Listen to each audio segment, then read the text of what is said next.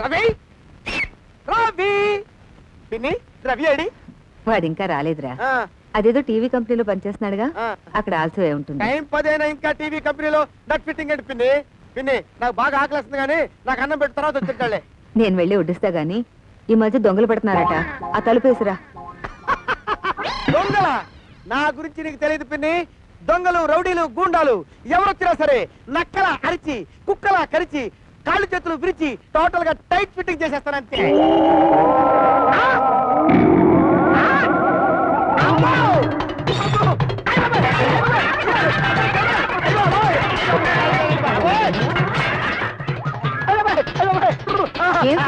ఏమైంది?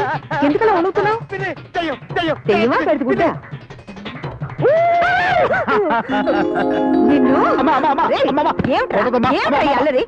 అసలు నిన్ను ఏం జరిగిందంటేనమ్మా? నీ ఉద్యోగం పోయి ఉంటుంది. అరే ఎలా కనిపెడతావమ్మా?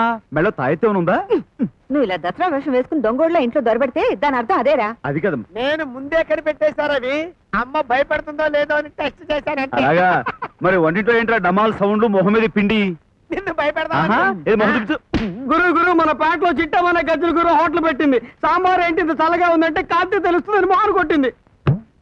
మన పేటలో హోటల్ పెట్టి మన మీద సాంబార్ పోస్తుందా? ఎంత ధైర్యం రా దానికి? అదే గురు,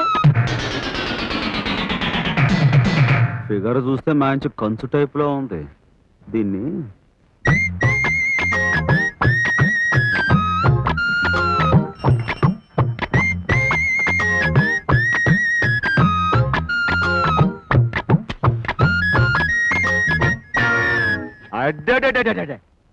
బోర్డు తలతల మెరిసిపోవడంలా ఏంటి బాగుతున్నావు? Total scenery అదర్లా. పిచ్చి పిచ్చిగా ఉందా? కిందకి దిగానంటే పచ్చడవుద్ది.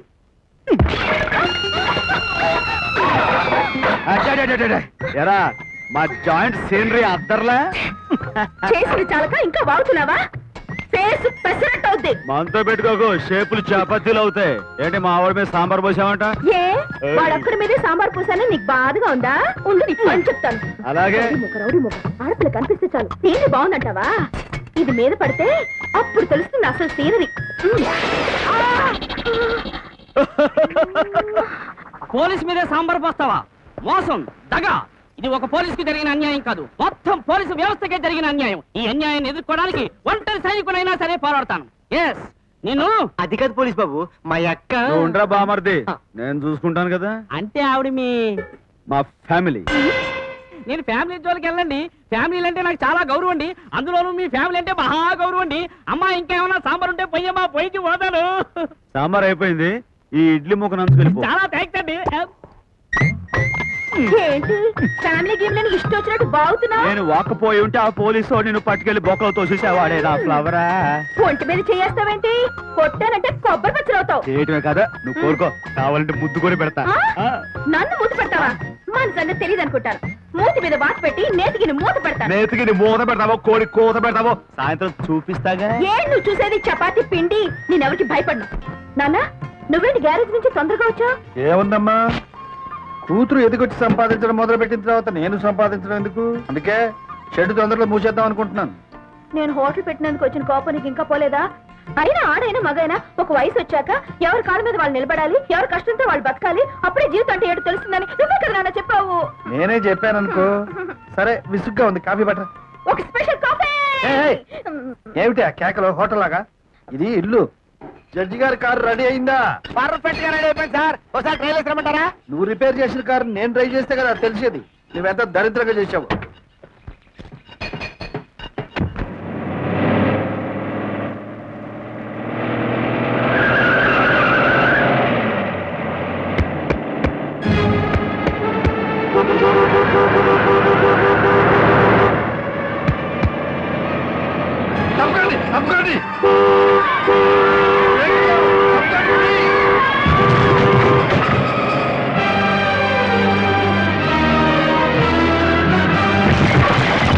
స్పీడు పొద్దునే పడాసు బిగించాడు ఏంటి?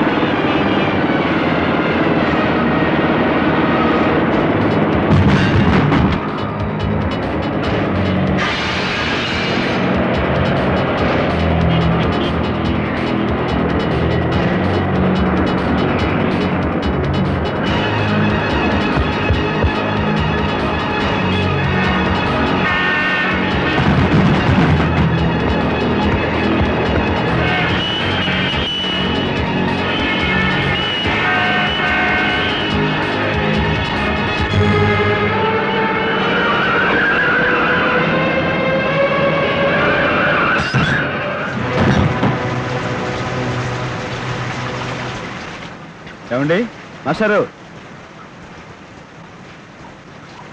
మాస్టారు ఏమండి ఓకేనా అండి ఓకే ఏంటండి ఈ వయసులో ఆ స్పీడ్ ఏంటండి కొంపలు మునిగిపోయండి కాదు బాబు బ్రేకులు ఏ అక్కడ కాలేజీ దగ్గర అమ్మాయిలు చూసేసరికి మన బ్రేక్ లూజ్ అయిపోయిందండి అదేంటయ్యో యాక్సిడెంట్ లో కూడా జోకులు వేసేస్తున్నావు భలేవాడివే అయినా కాలేజీ అమ్మాయిలు చూసి బ్రేకులు లూజ్ అయ్యే ఏజ్ నాది ఆ ఏజ్ కాకపోవచ్చు కానీ మనసు ఊరుకుంటుందా అది నిజమే ఇదిగో మాస్టారు ఈ బండి మా ఫ్రెండ్ పనిచేసే షెడ్ ఒకటి ఉంది అక్కడ అప్ చెప్పేసి మిమ్మల్ని ఇంటికి దింపేస్తాను పదండి ఎవరిదా షెడ్ జగన్నాథం అని అతను ఎవరిదో లేండి ఆ షెడ్ అదే అంటే జగన్నాథ నేనేనయ్యా చంపేశారు చంపడం కాదు బాబు నువ్వే నన్ను బ్రతికించు థ్యాంక్స్ భలేవారే పదండి